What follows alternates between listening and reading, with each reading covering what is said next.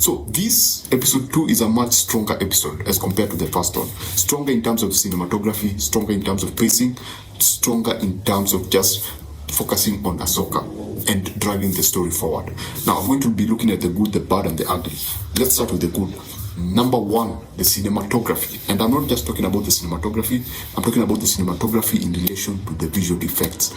Because you couldn't tell, in most shows, you can tell where the practical or the real meets the visual effects. But in this one, they were able to encompass everything and blend everything so well that you get lost. You start believing that whatever you're looking at is actually real. They use a lot of wide shots to capture the scope in terms of sizes between there's some areas that have all these big mechanical items, and you can actually see all the characters, their size, and comparison between those two. There's a scene whereby a craft is trying to carry away something that is huge and is followed by a smaller craft. So there's a way that they frame it, and you can actually clearly see the difference. So that's one of the things that I absolutely appreciated about the show. And also the framing in terms of the use of color is pretty interesting. There's a scene whereby Sabine is kneeling in front of a Mandalorian helmet, and then there's light from a window from behind hitting her, and that was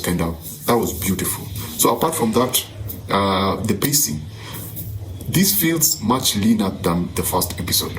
Leaner in that they now focus on Ahsoka, and we don't have a lot of bubbles that we had in the previous episode, especially in regards to Sabine.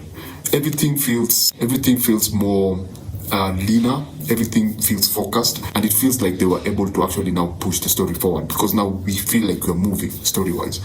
And yeah, the other thing was as an Ahsoka show, it felt more like an Ahsoka show. It wasn't more of, oh, here's Ahsoka, then there are all these other people we want you to meet. No, it felt more like now everything was focused on her.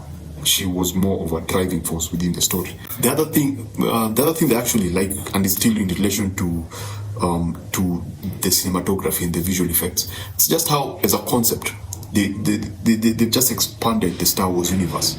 It feels more like now a universe for a galaxy. It feels more like a galaxy, especially when someone else opens up the map, because the map was picked up by now the bad guys. And so when they now open the map and give us an idea of that particular galaxy, you get now a clear understanding of just how huge the Star Wars universe is. And this feels also like a really Star Wars property. I mean, there's some things that are dropped, there's some Easter eggs here and there. There are some things that you look at and go like, yeah, that could be in a foreign planet. For example, there's a place that they go to and the trees are all purple, the rocks look darker, and it looks like a shrine, and there are these rocks that are cleverly arranged, and when the map is placed there, you now understand why they're there and their overall use. So that was pretty interesting. Now, when you look at the bad, what did not work for me? Number one was the character of Sabine. I mean, this is a cool character. I don't know what they're trying to do, and I'm not talking about the actress. The actress is pretty cool. She's doing the best with what she has, and she looks like a cool Star Wars character. My problem is the screenplay, her screenplay, how she's written. Every time she comes on screen, everything drags.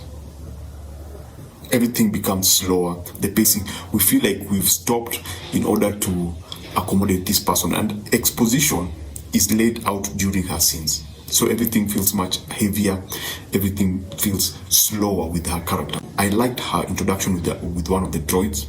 That conversation was pretty interesting, but again, it was written so slow that it was more boring than it was interesting. I don't know if you understand what I mean.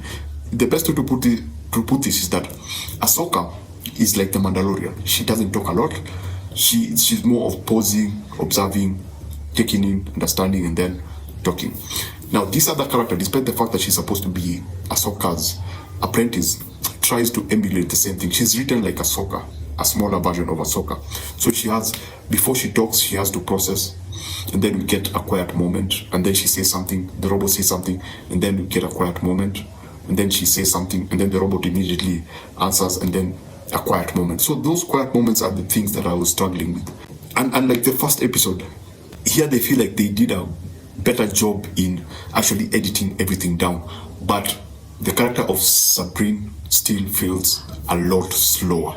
And her story is something that I'm struggling with, because every time she pops up, Ezra is mentioned. Every time she pops up, there's either the past or laying down exposition. She doesn't really feel like she was a part of the original idea. She feels like she's something that was added. She feels like a connection from something outside Ahsoka. So the ugly. What did I not like about this particular episode? Number one was it's still a very female-centric episode. Female-centric in that the bad guys are male, middle-aged Caucasian men. Those are the bad guys in this particular episode. And it still feels like they, after watching this, even after the episode ended, the one thing that kept running through my mind is that this is just the Mandalorian, and the only difference is that they've made all the female characters, or all the previous male characters, into female characters. It's the Mandalorian, but starring Ahsoka, who feels like, again, the Mandalorian, Sabrine, who feels more like a Grogu, and basically the world also looks like the Mandalorian. It has the same visual aesthetic. I mean, it's Star Wars, yes, I understand, but it still has that sense of the Mandalorian. So basically that's it. That's how I feel about the episode. Episode 2 was much stronger than episode 1. Episode 1 was longer and sluggish, and it was not better edited than episode 2. Episode 2 is visually stunning. It has a much stronger emphasis on Ahsoka, and it's more entertaining, and it is visually stronger even than episode 1. This I would like to see using those Apple Vision Pro. Some scenes I would like to see them in VR, because they're absolutely beautiful.